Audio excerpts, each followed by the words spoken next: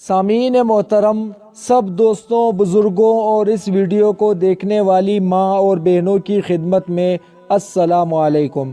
محترم ناظرین، پیر پٹھان جو کہ سلسلہ چشتیہ کے ایک زبردست بزرگ تھے، ان کا ایک واقعہ ہے، اگر سنو گے تو آپ کا ایمان تازہ ہوگا۔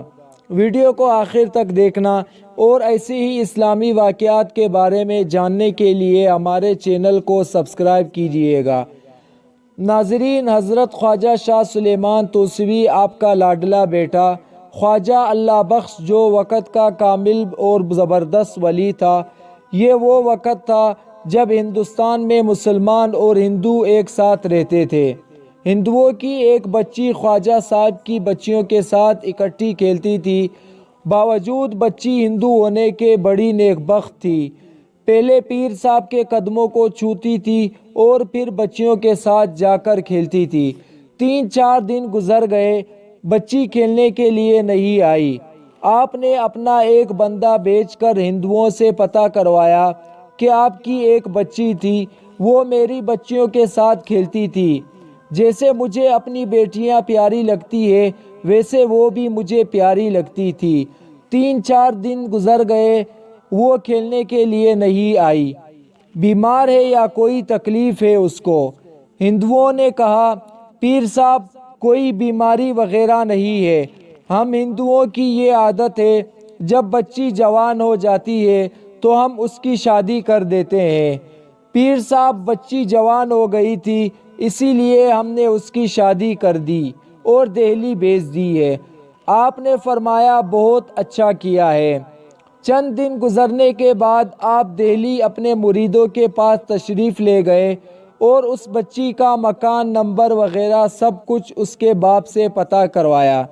دہلی جا کر آپ نے مریدوں سے کہا، تمہارے شہر میں ہمارے شہر کی ایک لڑکی جو میری بچیوں کی سہیلی تھی، وہ شادی ہو کر آئی ہے، یہ اس کا پتہ ہے، جاؤ اور اس کا پتہ کرواؤ۔ چنانچہ وہ بندہ گیا اور پتہ کروایا اور اس کا گھر کا پتہ معلوم کیا۔ جب گھر ملا تو اس سے دروازہ کھٹکھٹایا، وہی بچی باہر آئی۔ اس نے کہا، بیٹی تیرے شہر کے ایک پیر صاحب آئے ہوئے ہیں اور وہ آپ کو یاد کر رہے ہیں، بیٹی جاؤ اور ان سے مل کر آؤ۔ لڑکی نے کہا، ٹھیک ہے، آپ جاؤ، میں ابھی آتی ہوں۔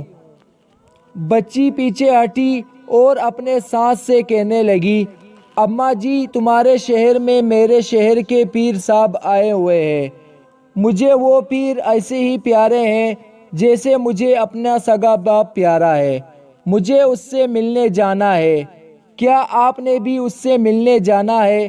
سانس نے کہا، ہاں میں بھی ملنا چاہتی ہوں۔ چنانچہ دونوں سانس اور بہو مل کر چل پڑی۔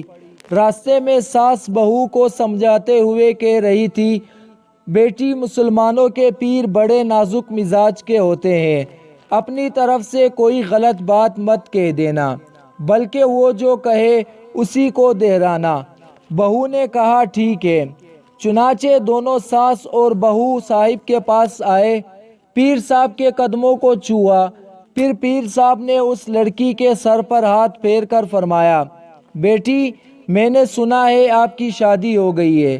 لڑکی نے کہا، جی ہاں میری شادی ہو گئی۔ پھر لڑکی نے کہا، بابا جی آپ کی بھی شادی ہو گئی ہے؟ پیر صاحب نے کہا، جی ہاں بیٹی میری بھی شادی ہو گئی ہے۔ پیر صاحب نے لڑکی سے پوچھا، بیٹی آپ کا شوہر خوبصورت ہے؟ بابا جی بڑا خوبصورت ہے۔ بابا جی نے کہا، بیٹی اپنا شوہر مجھے دکھاؤ گی؟ بابا جی دکھاؤں گی۔ لڑکی نے کہا، بابا جی اگر میں نے دکھایا تو آپ بھی دکھائیں گے؟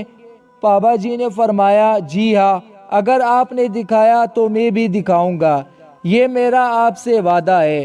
چنانچہ اگلے دن بات طے ہو گئی۔ اس سے اگلے دن بچی اور بچی کا خاوند اور اس کا باپ 4 بندے پیر صاحب کے دربار میں حاضر ہوئے۔ بابا جی کے قدموں کو ہاتھ لگایا اور دعا لی۔ بچی نے اشارہ کیا کہ بابا جی وہ دیکھو میرا خاوند بیٹھا ہے۔ پیر صاحب نے فرمایا، بیٹی واقعی تیرا خاوند تو بہت خوبصورت ہے، جیسے تم نے کہا تھا ویسے ہی خوبصورت ہے۔ اب بچی نے کہا بابا جی میرا وعدہ تو پورا ہو گیا، اب آپ کا وعدہ۔ فرمایا بیٹی میں اپنا وعدہ پورا کروں؟ لڑکی نے کہا جی ہاں بالکل۔ پیر صاحب نے کہا چاروں بندے میرے ساتھ میرے کمرے میں آ جاؤ۔ جب کمرے کے اندر گئے تو پیر صاحب نے کمرے کے اندر سے کنڈی لگا دی اور ہاتھ باندھ کر کعبے کی طرف منہ کیا اور دعا کی، آقا وعدہ کر بیٹھا ہوں اب برہم نہیں رہے گا، دیدار تو کروا دے۔ آقا وعدہ کر بیٹھا ہوں اب برہم نہیں رہے گا، دیدار تو کروا دے۔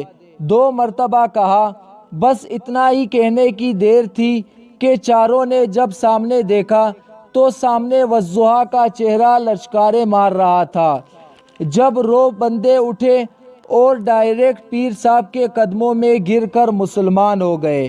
یہ ان لوگوں کی شان ہے جنہوں نے اپنے دل کو اللہ اور اس کے محبوب کا گھر بنایا ہوا ہے۔